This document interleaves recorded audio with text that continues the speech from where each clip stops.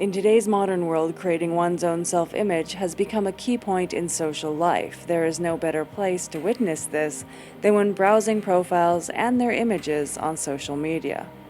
These profiles generate a network for motivation, expectation, behaviors, perception of others, interpretation of events, and effective reactions.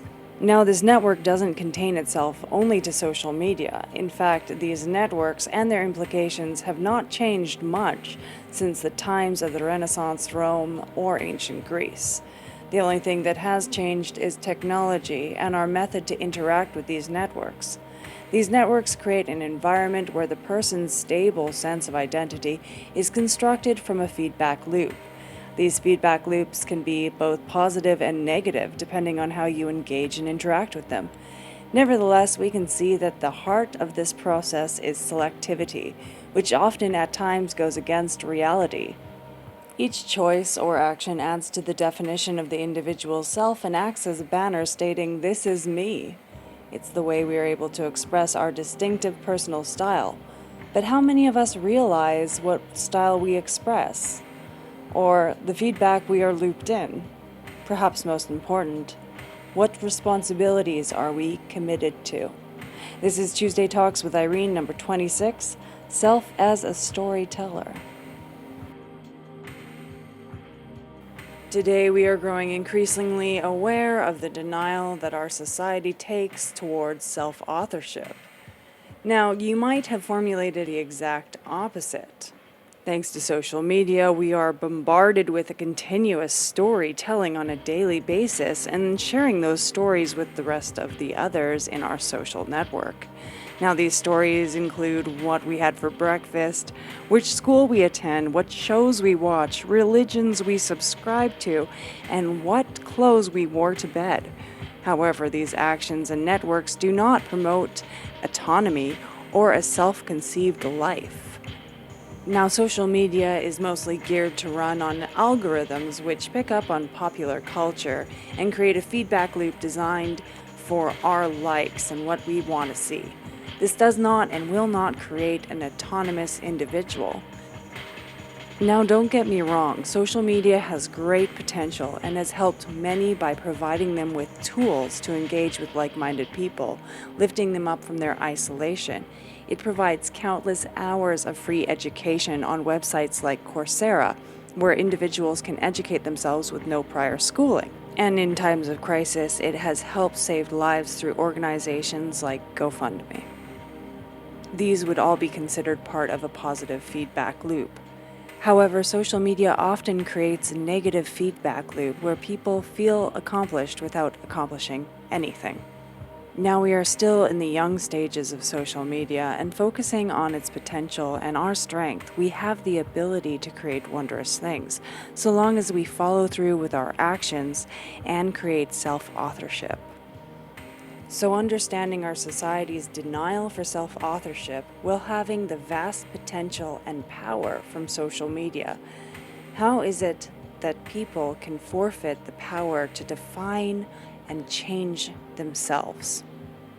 Why do people suppress their ability for self-conceived change in their life for a poorly constructed self-concept? If we wish to understand this issue, we need to understand the core idea of self-confirmation theory. Every choice carries an implicit frame or meta-message that conveys, "This is me," or "I am such and such kind of person." In this sense, people are always engaging in self-definition. Or as Watzlawick, Bevan, and Jackson state from the pragmatics of human communication, there is a property of behaviors that could hardly be more basic and is therefore often overlooked. Behavior has no opposite. In other words, there is no such thing as non-behavior, or to put it even more simply, one cannot not behave. Now, if it is accepted that all behavior is an interactional situation, has message values, i.e. is communication, it follows that no matter how hard one may try, one cannot not communicate. Activity or inactivity, words or silence, all have message value. They influence others, and these others in turn cannot not respond to these communications, and are thus themselves communicating. Page 49.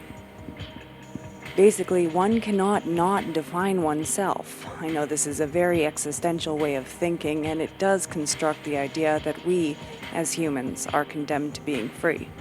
We go about our daily lives working on self-confirmation, all the while not realizing we are doing this, projecting outwards towards the world, hey, this is me.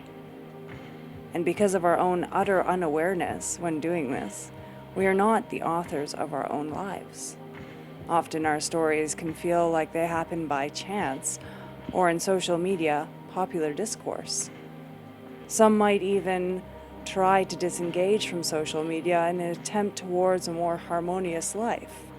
If we choose the action of not acting, we portray just that, the one who does not act, or the one who is against social media, and perhaps society, which unknowingly might promote an attitude of social awkwardness, alienation, or at an extreme being against humanity and its progress.